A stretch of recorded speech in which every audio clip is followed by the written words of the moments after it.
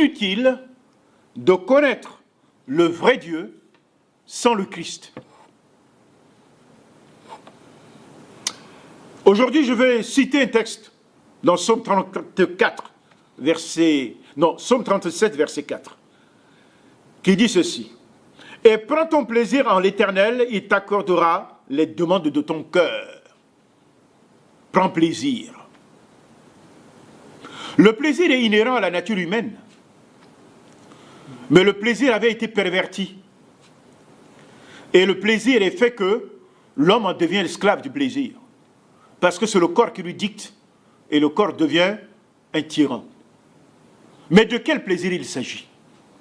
Parce que souvent, lorsqu'on parle de la foi chrétienne, les gens pensent que c'est un ensemble des codes et d'interdits. La foi chrétienne, ce n'est pas l'ensemble des codes et d'interdits. On peut aussi trouver du plaisir dans la foi chrétienne, mais du saint plaisir. On peut boire du vin, mais de manière raisonnable. On peut connaître la sexualité, mais une sexualité dans le cadre de Dieu pur. On peut être riche, jouir des choses matérielles, mais avec la justice de Dieu. La foi chrétienne n'empêche jamais quelqu'un de devenir riche. Pas du tout. C'est l'égoïsme qui est le contre-opposition de la richesse. Quand on est riche, on devait devenir généreux. Mais malheureusement, on s'aperçoit que ceux qui sont les plus riches, c'est les plus égoïstes. Et les généreux, c'est ceux qui n'ont pas grand-chose. Oui, la Bible dit, trouve ton plaisir en l'Éternel, il t'accordera ce que ton cœur désire. D'abord l'Éternel. D'abord l'Éternel. Fais de l'Éternel tes délices. Il te donnera ce que ton cœur désire. Et les délices, ce n'est pas n'importe qui. C'est aimer Dieu au-delà de tout. C'est sortir de notre confinement, de notre bassesse. C'est sortir de l'inclinaison charnelle vers lequel le péché nous attire pour nous élever dans les hauteurs de l'esprit. Et nous faisons de Dieu la source de notre joie pour l'avoir connu. Et il faut le connaître. Beaucoup de gens connaissent Dieu que de manière historique. On ne connaît que le Dieu de la Bible, mais on n'a jamais connu un face-à-face avec lui.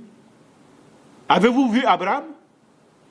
Abraham a changé de nom parce qu'il a rencontré Dieu face à face. Son nom n'est plus Abraham, mais son nom est devenu Abraham. Parce que le H qui est dans le nom de Dieu, Yahweh, a été transposé dans le nom d'Abraham. C'est une image de la nouvelle naissance, où Dieu est venu planter sa nature en lui. Et Dieu veut planter sa nature en toi. Et quand il plante sa nature en toi, ton âme s'élève vers la hauteur de l'esprit. Et Dieu deviendra la source de ton plaisir. Et quand Dieu devient la source de ton plaisir, Dieu prend plaisir également en toi. Il veut te faire plaisir. Et c'est réciproque.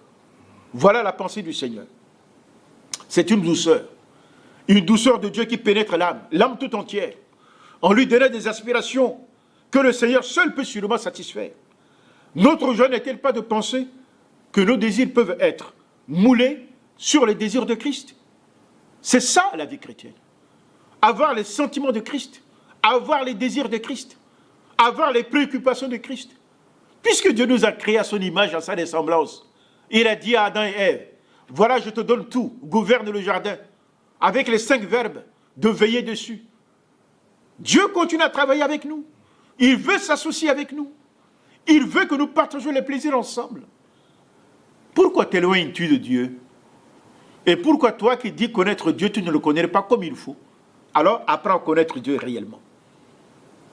Désirer, voilà notre joie. Désirer Dieu, voilà la voie par excellence de connaître l'épanouissement et le bonheur. Et dans cela, tu détiens tous les matériaux pour construire une vie solide, une vie sociale. Et d'abord, avant la vie sociale, il faut se construire soi-même pour être capable de porter sa propre famille. Beaucoup d'hommes ne savent pas se construire. Beaucoup d'hommes ne savent pas utiliser les matériaux pour être un homme honnête, capable de porter sa femme, capable de porter ses enfants et capable d'être utile dans la société. C'est en Dieu que nous pouvons trouver ce plaisir et tous ces matériaux pour nous construire. Au lieu d'aller chercher les plaisirs à l'extérieur, venez à Dieu. Buvons à la fontaine de la source de la vie. Buvons à la fontaine de la vérité. Il a dit, venez à moi, vous qui n'avez pas d'argent, pour acheter et manger. Parce que chez moi, dans le supermarché de Dieu, nous pouvons y aller que par la foi. L'argent est une invention humaine. Dieu n'a pas besoin d'argent pour répondre à tes besoins. Alors Dieu t'invite aujourd'hui. Viens à la source de la vie. Il te comblera, il te rafraîchira, il te bénira et il te portera vers les hauteurs de l'esprit afin que tu connaisses la prospérité. Soyez bénis mes chers amis de la francophonie, mes frères et sœurs dans la foi. C'était votre ami qui vous entretient sur les paroles du Seigneur, Samuel Kabou. Soyez bénis.